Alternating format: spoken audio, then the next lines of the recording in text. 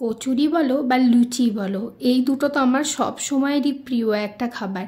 কিন্তু এই ওজন কমানোর চক্করে কতদিন যে খাইনি এই লুচি কচুরি তার কোনো ঠিক নেই। তাই আজ সব রকম বাধা কাটিয়ে আমি বানিয়ে নিয়েছিলাম গরম গরম কচুরি। তবে কচুরির সঙ্গে আমার ইচ্ছা করছিল একটু সাদা সাদা লুচিও খেতে, মানে পুর ছাড়া। তো আমি কি করেছিলাম, দুটো এখানে লুচি বানিয়েছিলাম আর বাকিগুলো বানিয়েছিলাম কচুরি। মানে দুটোই আমার খেতে ইচ্ছা করছে, লুচিও আবার কচুরিও, তাই ভাবলাম দুটোই বানিয়ে ফেলা যাক।